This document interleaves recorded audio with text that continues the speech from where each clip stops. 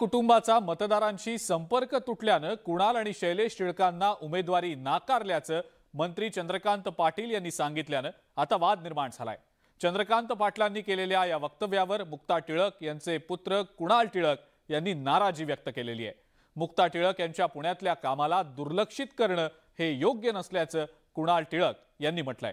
गेल्या 50 वर्षात टिळक कुटुंबानं पुण्यामध्ये जे काम केलं ते मतदार 2 महिन्यात कसं विसरणार असा सवालही त्यांनी केलाय।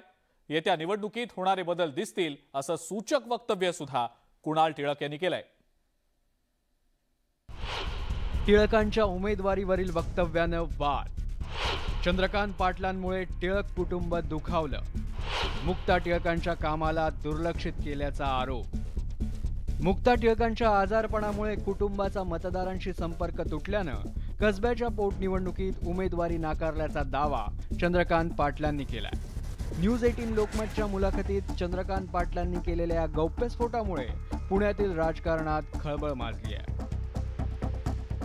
त्यांचे पतिराज आणि त्यांचा मुलगा दोघांनाही त्यांच्या सेवेत इतका वेळ द्यावा लागला की त्यांचा एक्झिस्टन्स ही पॉलिटिकली सोशली कमी झाला होता।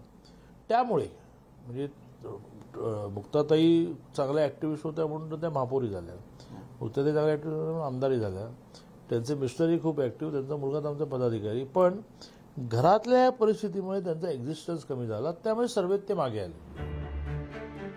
चंद्रकांत पाटलांच्या या वक्तव्यानं टिळक कुटुंब दुखावलंय। मुक्ता टिळक यांच्या पुण्यातील कामाला दुर्लक्षित करणं बरोबर नसल्याचं कुणाल टिळक यांनी म्हटलंय। गेल्या 50 वर्षात टिळक कुटुंबानं पुण्यात जे काम केलं ते मतदार 2 महिन्यात कसं विसरणार असा सवालही त्यांनी केला।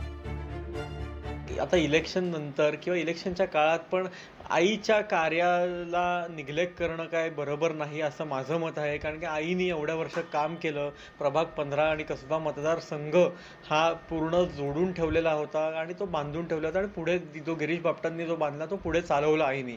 त्यामुळे मला वाटतं की ते निग्लेक्ट करणं काय बरोबर नाही। आईने जे काय कार्य केलेलं आहे त्याला थोडा तरी रिस्पेक्ट मिळायला पाहिजे। आता टिळकांनी दिलेला हा इशारा चंद्रकांत पाटलांसाठी संकट ठरू नये एवढीच अपेक्षा। चंद्रकांत फुंदे, न्यूज 18 लोकमत, पुणे।